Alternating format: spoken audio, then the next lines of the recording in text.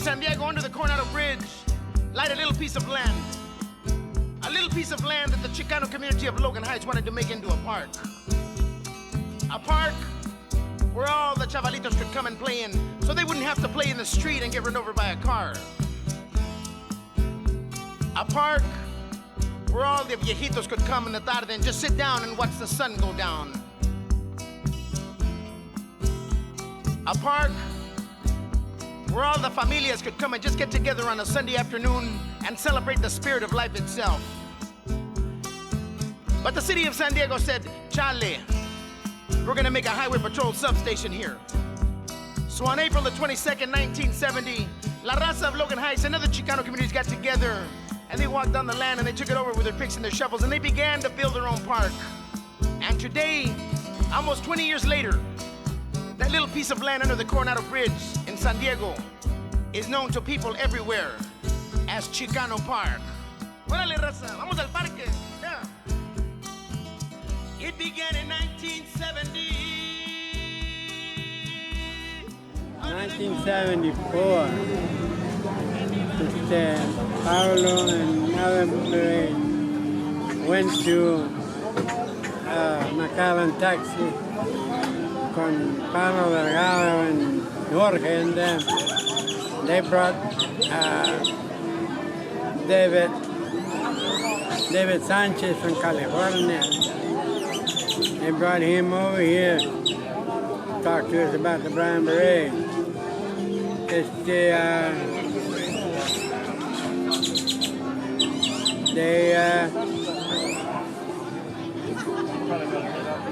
David Sanchez gave us his blessing that we could start a Brown Beret chapter.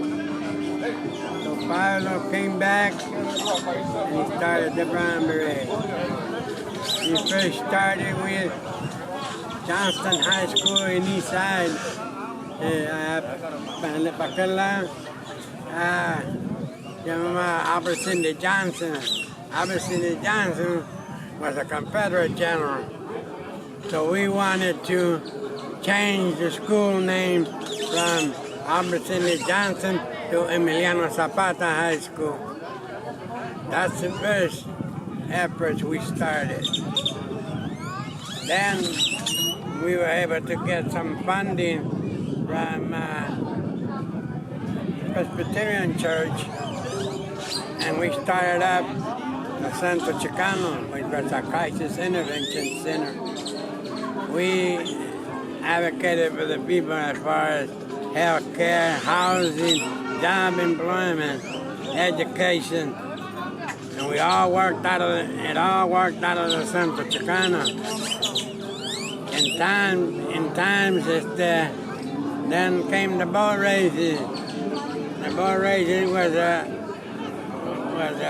boat races. They would bring them out here, man, and at 6, 7 o'clock in the morning, Sunday morning, I andaba. La gente está durmiendo, you know. It bothered them. They left trash all over the place. They would park on the streets and people couldn't get out of the driveway because they were all parked all over the place. So we started advocating to get the boat races out of East Side. And we used that as a reason to get them out. And they were causing a lot of problems and trash and all that. Well, the problem was that we got this one city council kicked the boat races out. Then the following year, the other city council came back in, another city council, and they put them back in. So then we had to fight them again. We fought them for about 3 years. So finally, that day that we fought with the cops, well, they attacked us. I mean, they started, comienzan con una ruca, ¿me entiendes? Agarraron una ruca, they started pulling her out on the street. Yeah. We reacted, and when we reacted, then nos vinieron todos. And we got beat up. I mean, nos contaron ser a los putos. Pero we got locked up. Then we had a lawyer, and we fought, and they mostly drop all the charges on everybody. That was the key. That was a key moment for the Brown Berets in Austin, because we had successfully won a demonstration, and we had successfully run a demonstration to get the boat races out of East Side, and we got them, and they've been out of there ever since. They moved them to Marble Falls, to the lake in Marble Falls, Lake Marble Falls, and we got them out of the East Side. That was one of the biggest assets that we were able to accomplish. Other thing was that Arnold had a vision of how to bring the redistribution of wealth to the community. And he saw it through Cardenales Incorporated and East Austin Chicano Economic Development Corporation. We had the East Austin Development Corporation, we had the Centro Chicano, we had Cardenales Incorporated, and then if you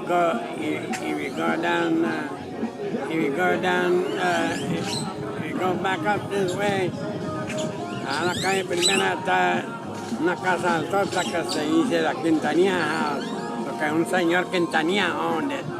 A big old rock two-story house built in the 1800s. We bought it. It was ours. Then we went over here to Pedernales and Cesar Chavez, about a block and a half out of the puro Pepsi-Cola company building. We bought that. We had a lot of assets. So this was the... My father got sick, and nobody. I mean, some of us were trying to keep it together, pero teniendo víboras on the city, on the county, on the community boards, habían como dos vatos que they wanted to buy the land up here in East Austin. So anyway, we had that, and then Paulo got sick, and we couldn't really keep it going much. So la gente que were on the board at that time, they sold everything, man. We don't even know who kept the money. But that house was worth close to $1 million. We don't know who kept the money. Some people on the board sold the house. And so that kind of killed it for us for a good while. Here in the last 4 or 5 years, we started up again, And right now we got the Centro Chicano. I'm doing the papers to get it non-profit, so we can get for donations and they can take them off the tax exempt. And we're also looking for I know about one building that we might be able to get to put the centro in there. But I need to get a meeting with the lady that owns it. She knows us. We know her. She knows us. We'll try to see if we can work something out with her. Give us a good deal on maybe 2 or 3 year lease. Give us 2 or 3 years to do something else to come up with more money, Pero ahorita I'm organizing. I got 3 or 4 more. Because back then, after a while, everybody just kind of drifted away, I drifted away. The reason I drifted away was when my kids were growing up. My girl was 11, my boy was like 10, my other boy was about 8. They were growing up.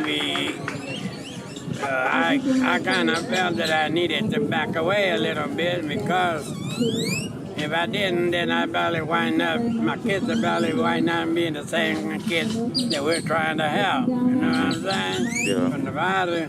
So that was my reason. But drifting back with my kids, I wanted to take care of my kids, raise them right. Yes,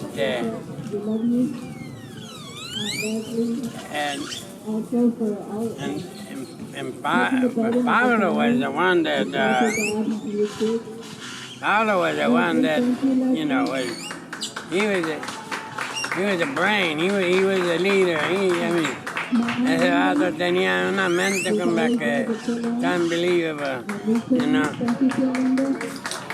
And he told me the last couple of years that I spent with him when he was like that, he told me, he said, you know what, Bosco, we were before our time. The Austin Brown Berets were before their time. So we had so much going for us. Unbelievable. All of that was done by Pablo. It was a fabulous brainchild idea. And we honor and we will always love the commanders for that. And we're still here. I mean, we're still here. We're just trying to get some more members, get it organized better. I have a video. But I'm signing you up right now because she brought up. the Brown Berets will never die here in Austin. There's always gonna be somebody to pick up the bandera, keep it going. I'll make sure of that anyway. But that's about it, you know.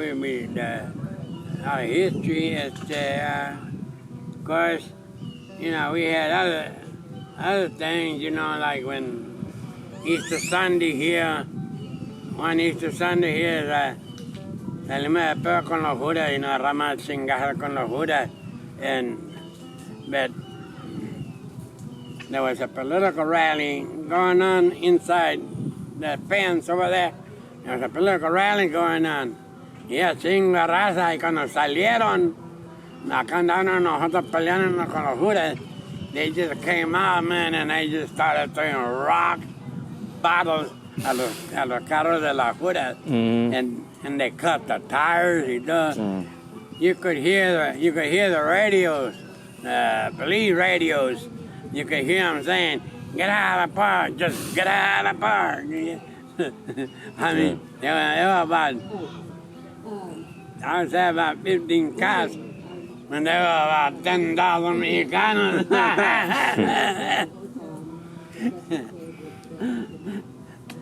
That was something too, man. I mean, you know,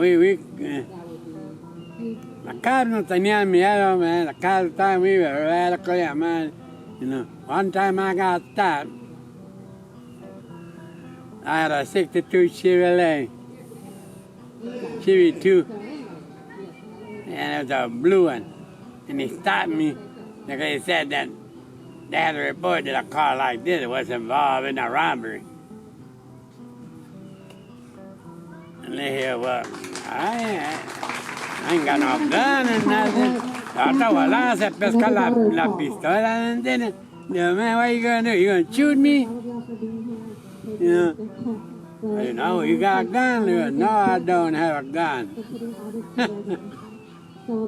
They let me go, but, I mean, you know, some tácticas, the tactics that they use to intimidate you, you know, to harass you. I'm going to go ahead and call Linda. Well, we got to report something like this, like, well, you know. What was he, black, white, or brown driving the car? Yeah, man. And then